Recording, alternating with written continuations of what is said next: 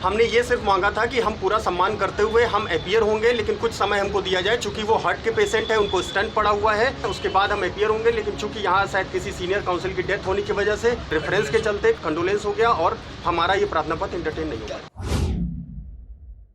आदाब, नमस्कार। मैं वसीम अख्तर और आप देख रहे हैं the Leader Hindi. All India Ittehad Millat Council के अध्यक्ष मौलाना तौक़ीर रज़ा खान की जिला जज के न्यायालय में पेशी के मद्देनज़र भारी फोर्स तैनात रहा। उनके आने का इंतजार भी होता रहा, लेकिन वो नहीं आए। उस मामले में जिसमें उन्हें 2010 के बरेली दंगे का मास्टरमाइंड माना गया है, कोर्ट ने स्वागत संज्ञान लेने के बाद पहले उनको समन जारी किया था। पेश नहीं हुए तो गैर जमानती वारंट 2 मरतबा जारी हो चुका है। इस पर रोक के लिए हाई कोर्ट भी गए, लेकिन उनसे संबंधित कोर्ट में ही 27 मार्च को पेश होने के लिए कह दिया गया था। आज जब मौलाना पेश नहीं हुए तो हमने इस संबंध में उनके लॉयर आशीष कुमार सिंह से बात की। आइए आपको सुनवाते हैं कि उन्होंने हमें क्या जानकारी दी है।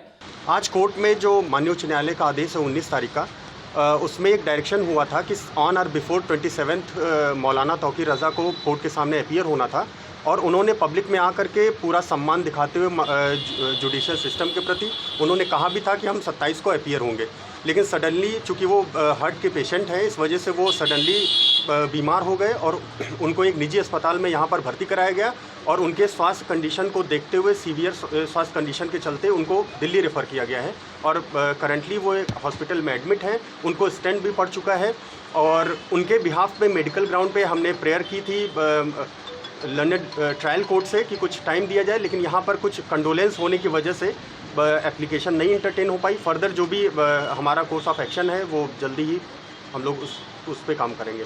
अब क्या आदेश हो सकते हैं इसमें? आगे क्या डेट रहेगी? आगे जो मेन केस है उसकी डेट 1 अप्रैल की है और चूंकि माननीय उच्च न्यायालय के द्वारा ये डायरेक्शन दिया गया था कि इनको माननीय न्यायालय ने कहा था कि 27 को मौलाना तौक़ीर रज़ा को अपीयर होना है ट्रायल कोर्ट के सामने। चूँकि इनके खिलाफ जो ट्रायल कोर्ट है जिसके द्वारा मामला ट्रांसफ़र भी किया जा चुका है, अर्लियर ये जो मामला था उसका trial ADJ fast track court कर रही थी और उसके बाद एक एक्यूज्ड है उनके बिहाफ पे एक ट्रांसफ़र एप्लीकेशन फाइल की गई थी। वो ट्रांसफ़र एप्लीकेशन एडमिट करते हुए अलाउ करते हुए लंदन सेशंस कोर्ट ने उसको ट्रांसफ़र करके और उसमें कहा गया है कि वो जो आगे का ट्रायल होगा वो लंदन ट्रायल सेशंस कोर्ट के द्वारा किया जाएगा।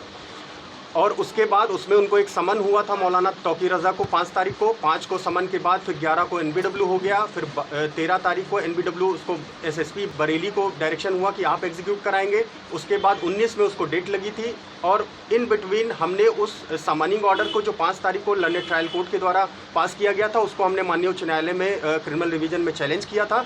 उसमें इंडल्जेंस, हालांकि कोर्ट ने बहुत सारी चीज़ें एक्सपंज कराई उस ऑर्डर से जो कि माननीय न्यायालय को लगा कि ये लंदन ट्रायल कोर्ट का पर्सनल एक्सपीरियंस है, इसको इस जुडिशियल ऑर्डर में नहीं होना चाहिए, उसको एक्सपंज कराते हुए हालांकि माननीय उच्च न्यायालय ने NBW में कोई भी इंडल्जेंस की ज़रूरत नहीं पाते हुए ये डायरेक्शन किया था कि मौलाना तौक़ीर रज़ा 27 तारीख को अपीयर होंगे और मौलाना तौक़ीर रज़ा ने पूरा सम्मान दिखाते हुए ये अनाउंस भी कर दिया था कि हम 27 को अपीयर होंगे। लेकिन सडनली चूंकि वो हार्ट के पेशेंट हैं, इस वजह से उनकी तबीयत ज़्यादा बिगड़ जाने की वजह से पहले उनको निजी अस्पताल में बरेली में एडमिट कराया गया, उसके बाद फिर उनको दिल्ली रेफ़र किया गया है।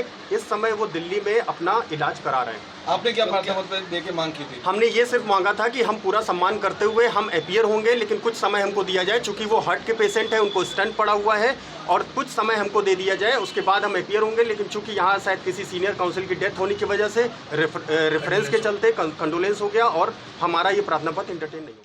दरअसल ये वही मामला है जिसे ADJ fast track Ravi Kumar Diwakar की कोर्ट में सुना जा रहा था, लेकिन दंगे के एक आरोपी शाहरुख की केस ट्रांसफर अर्जी पर सुनवाई करते हुए जिला जज ने इस मामले को सुनवाई के लिए अपनी अदालत में रोक लिया है।